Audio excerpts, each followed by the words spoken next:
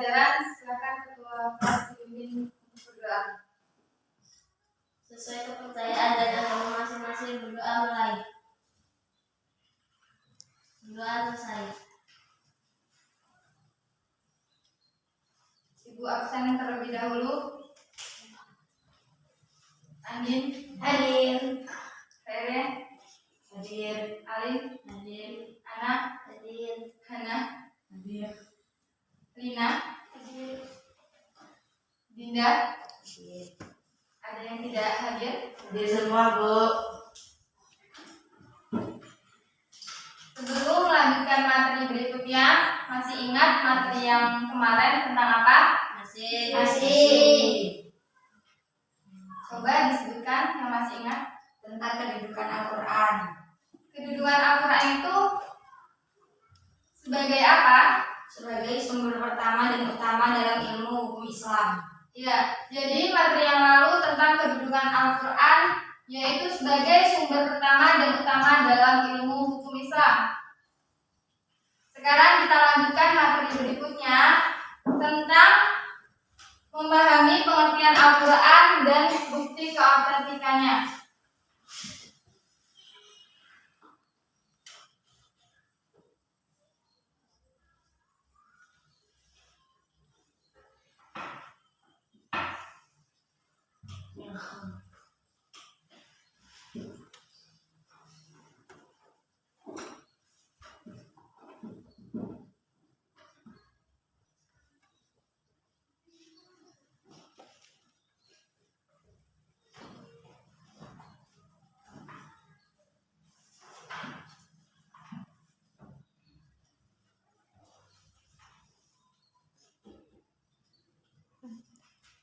Ada yang tahu Al-Quran itu apa?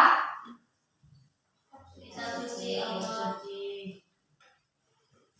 Di sini pengertian Al-Quran menurut para ahli. Allah Subhanahu wa Ta'ala menurunkan kitab sucinya kepada Nabi Muhammad SAW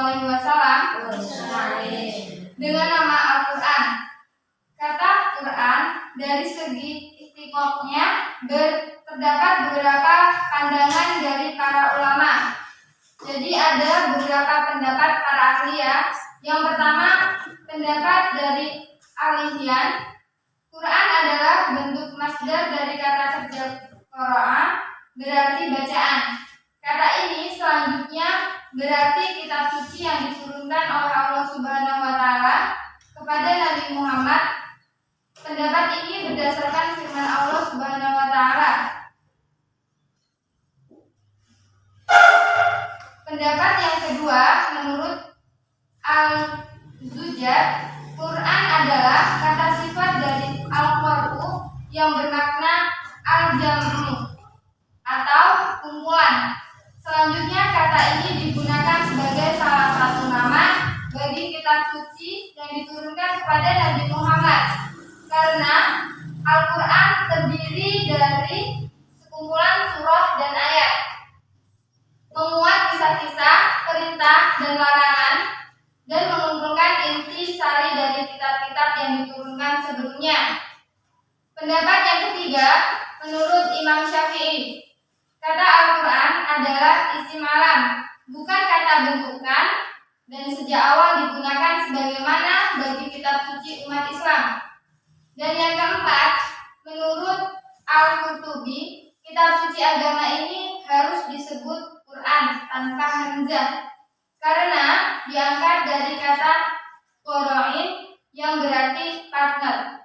Alasannya, antara satu ayat dan ayat lainnya merupakan partner yang saling mendukung dan saling membenarkan. Yang kedua, membuktikan keautentikan Al-Quran ditinjau dari segi keunikan, kemukjizatan, dan sejarahnya.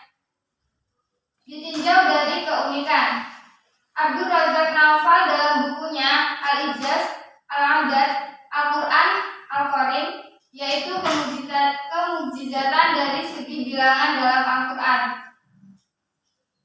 dapat disimpulkan sebagai berikut. Yang pertama, keseimbangan antara jumlah bilangan kata dengan antonimnya.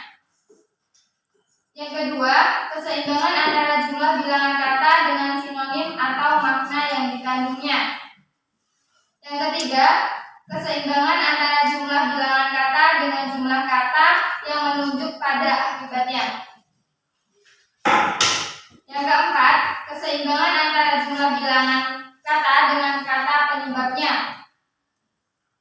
Dan yang kelima, di samping keseimbangan tersebut ditemukan pula keseimbangan khusus. Misalnya,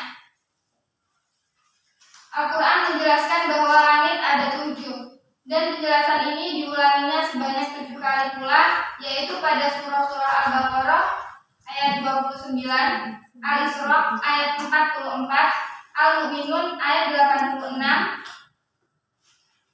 dan Al-Mulk ayat 3. Ditinjau dari kemujizatannya. Kemujizatan Al-Quran pada dasarnya berpusat pada dua segi, yaitu segi isi atau kandungan Al-Quran dan segi bahasa Al-Quran. Yang pertama, segi isi atau kandungan Al-Quran. Al-Quran mengungkap sekian banyak ragam hal gaib, seperti halnya mengungkap kejadian masa lampau yang tidak diketahui lagi oleh manusia, karena masanya yang telah demikian lama, seperti peristiwa tenggelamnya Fir'aun dan diselamatkannya badannya.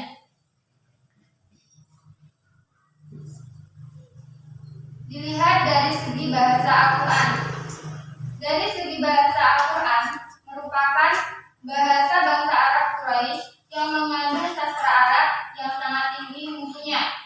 Ketinggian mutu sastra Al-Quran ini meliputi segala segi, kaya akan pendaharaan kata-kata, padat akan makna yang terkandung, sangat indah dan sangat bijaksana dalam menyebutkan isinya. Dalam gaya bahasanya yang menakjubkan, Al-Quran mempunyai beberapa keistimewaan, di antaranya yang pertama, kelembutan Al-Quran secara lafizah yang terdapat pada susunan suara dan keindahan bahasanya. Dan yang kedua, keserasian Al-Quran baik untuk awam maupun kaum cendekiawan. Dalam arti bahasa, semua orang dapat merasakan keagungan dan keindahan Al-Quran. Ditinjau dari sejarahnya, Al-Quran diturunkan kepada Nabi Muhammad secara berangsur-angsur lebih dari 20 tahun. Nabi Muhammad setelah menerima wahyu langsung menyampaikan wahyu tersebut kepada para sahabat agar mereka menghafalnya sesuai dengan hafalan Nabi, tidak kurang dan tidak lebih. Dalam rangka menjaga kemurnian Al-Quran, Nabi memanggil para sahabat yang pandai menulis untuk menulis ayat-ayat yang baru saja diterimanya, disertai informasi tempat dan urutan setiap ayat dalam surahnya. Ayat-ayat tersebut ditulis dalam pelepah-pelepah kurma, batu-batu, kulit-kulit, atau tulang-tulang binatang.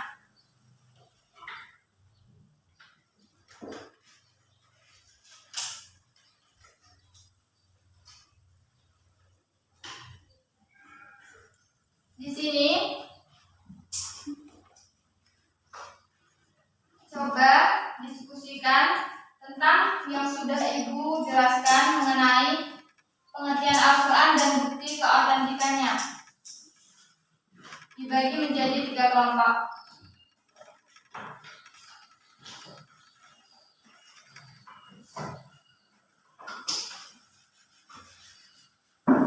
Ini Ibu sudah menyiapkan pertanyaannya. Silakan kalian diskusikan sama teman sebangkunya. Jadi satu kelompok ada yang bertiga, yang di depan. Sini nggak apa-apa lagi.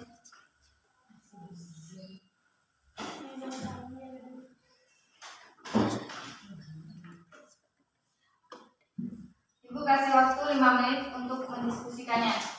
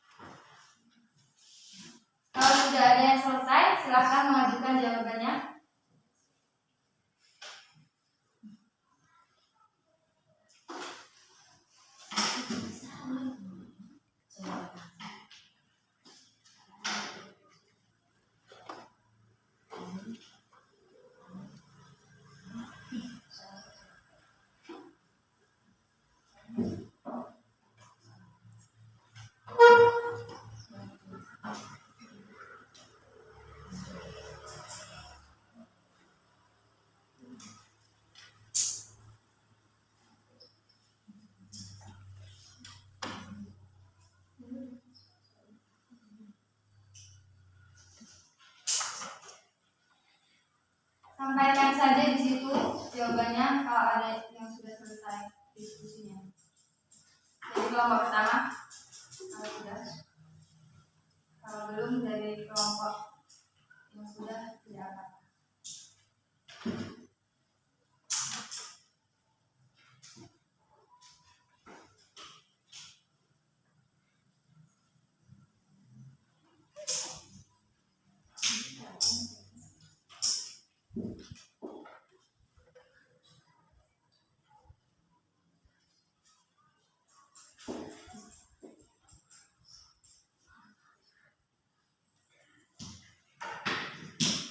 Kalau tidak mau di tempat duduknya, silahkan maju ke depan bersama kelompoknya. Apa yang menjadi bukti keautentikan Al-Quran? Wahyu yang diturunkan kepada Nabi SAW dan bukan karangan manusia yang bernama Muhammad SAW. Kelompok lainnya, Atau hukum bagi orang-orang yang meragukan keautentikan Al-Quran. Hukum bagi orang yang meragukan keautentikan Al-Quran adalah kafir. Umat Islam keliru memasdai adanya pemindahan atau aliran keagamaan yang meragukan kesempurnaan Al-Quran.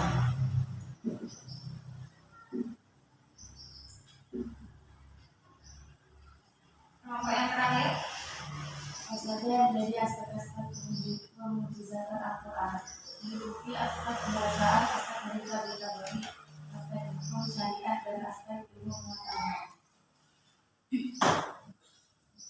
ya terima kasih jawabannya. Sekarang dapat disimpulkan dalam materi ini bahwa Al-Quran sudah terbukti keaslian dan kebenarannya melalui ayat-ayat Al-Quran yang menggambarkan tentang kehidupan di masa lalu, masa sekarang, dan bahkan di masa yang akan datang nanti. Oleh karena itu, sebagai umat manusia tidak perlu meragukan keautentikan dan kebenaran Al-Quran. Al-Quran sendiri merupakan wahyu dari Allah yang telah dijamin keasliannya. Dijelaskan pula dalam Quran Surah Al-Isra ayat 88. Dapat kita pahami bahwa sebesar apapun kita bekerja keras untuk membuat sesuatu yang bersifat menandingi Al-Quran, semisal menulis satu ayat pun, kita tidak akan pernah bisa menandinginya sekalinya kita meminta orang-orang untuk membantu kita.